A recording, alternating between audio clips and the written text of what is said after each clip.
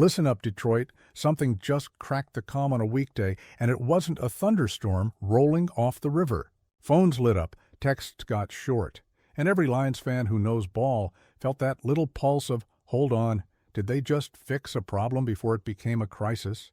You can feel it in your chest the same way you feel 3rd and 7 at Ford Field. The buzz, the tilt forward, the belief that a quiet move can win loud games. This isn't a rumor to chuckle at and scroll past. This is one of those moves that smells like Dan Campbell's edge and Ben Johnson's precision stitched together. Grit with a blueprint. And the best part? It hits the exact pain point we've been side-eyeing since camp. Trustworthy depth that plays big in small spaces and cleans up drive-killing mistakes. Here's how we roll tonight. I'm going to lay out why the front office circled a very specific veteran profile months ago, what that profile does for our red zone menu, our 2-minute survival kit, and our 3rd down heartbeat. We'll dig into role, timeline, cap sanity, and how this tweak forces NFC North defenses to defend honest grass instead of cheating leverage. No names yet. Earn the headline by understanding the logic, because that's how you keep from overreacting to a jersey and missing the plan. You're watching Lions News Fan Report. Welcome back, family. If you live for straight talk on a Tuesday and receipts on Sunday, hit subscribe, tap that bell, and drop your take below. This community makes noise and the building hears it. All right, zoom out. The modern Lions aren't chasing magic. They're stacking edges. And when this offense sputters, it's not because Ben Johnson forgot how to draw. It's because spacing gets muddy on the second read, the backside dig doesn't threaten leverage, or a young depth piece doesn't win a grown man rep at the catch point. The fix isn't fireworks. It's boring adult football. A receiver who blocks like a tight end, stems like a pro, and turns contested into completed without turning the ball over. You know the archetype: size, route economy, hands you trust in traffic, assignment faithfulness. It lets Amon-Ra keep stressing option space, lets Jamison run with a safety's heart rate at 170, and lets Jared Goff throw on time without rereading the sentence. Now zoom in. 3rd and medium versus quarters. Red zone inside the 15 when windows feel like keyholes. 2-minute where you need a boundary stop route that doesn't become a volleyball tip drill. That is precisely where Detroit's receiver room has asked for a little more boring excellence. Win your leverage, steal back the down, live to call the shot you actually want. Campbell preaches strain, Johnson preaches structure. The Venn diagram is a veteran wideout who respects spacing, wins dirty, and doesn't blink under lights. Introduction, done. Headline time. The buzz in Allen Park is simple and loud. Tim Patrick to the Detroit Lions. Yeah, we're saying it out loud. The 6'4", chain-moving, 3rd down grown-up you remember bodying people in Denver? That Tim Patrick. The idea on the table is a veteran ad that slots clean between Amon-Ra St. Brown and the speed packages, gives Goff a trustworthy landmark in the intermediate game, and makes the run game nastier because corners have to make business decisions when he seals the edge. Is it ink-dry official? Not as of this taping, but the directional smoke is real enough to talk football instead of gossip, interest, fit, and a structure that makes sense for a contender that values cap discipline. Let's be clear on fact versus speculation. The stance, the fit, the this is our kind of guy checklist, real. The final details, roster mechanism, exact dollars, when the physical gets scheduled, are the part the league loves to keep fluid. So treat this like serious momentum with honest caveats, not like a parade. Around here, we respect the difference.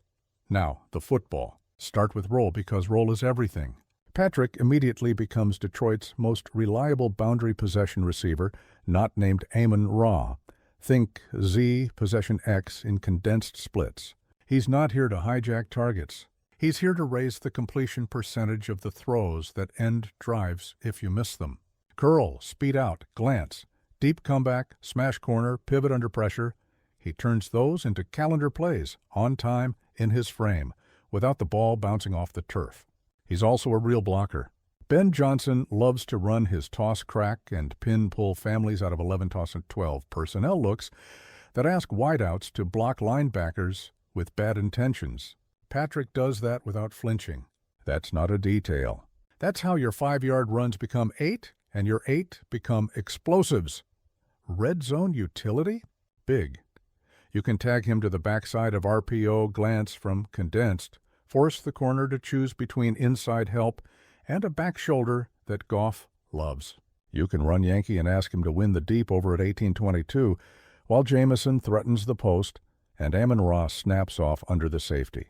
You can go bunch and let Patrick be the point man and pick your poison. If they switch late, he bodies a nickel. If they try to knife through, he catches a free release slant for 6.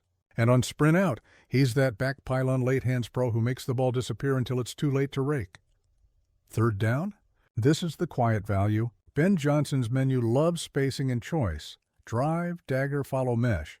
Those work when your sit player can throttle precisely at the window with a defender on his shoulder and still present numbers to the QB. Patrick has lived in that exact neighborhood. He's the antidote to good coverage, punt anyway. When Goff gets to the top of the drop and the mic is buzzing through the hook, Patrick's frame and discipline give you a throw you like. Fit with the room matters. Amon-Ra is the heartbeat. Jameson is the sky ripper. Khalif is the chainsaw in tight spaces. The young guys are learning the geometry of Sundays.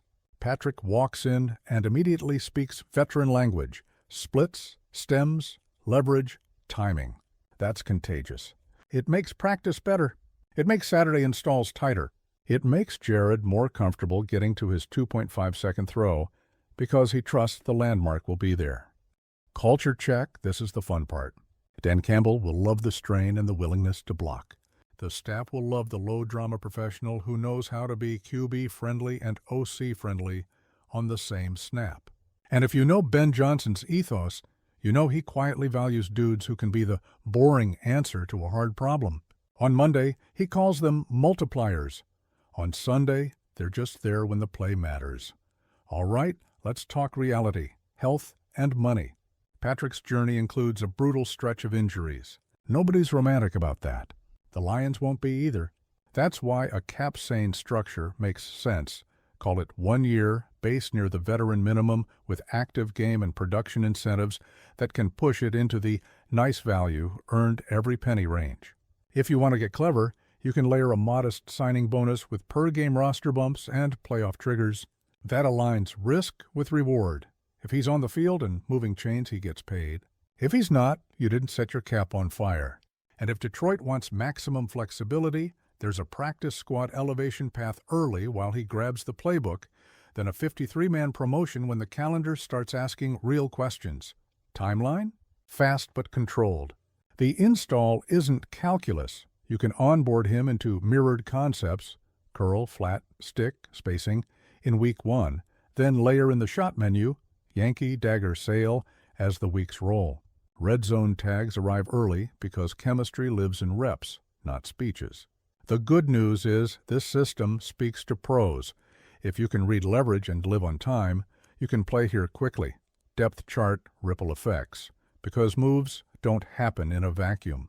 This doesn't steal oxygen from Amon-Ra. It gives him cleaner air. It doesn't ask Jameson to be something he isn't. It lets him do what he is more often because safeties can't cheat both windows.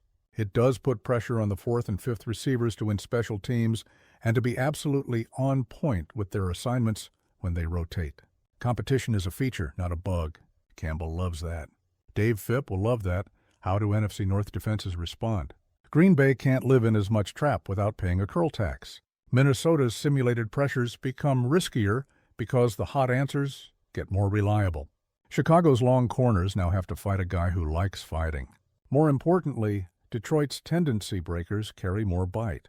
When Ben Johnson calls the same formation he used for toss-crack last week and throws the glance today, Patrick's frame and trust let that go from cute to chunk. Let's be adults about the other side of the coin.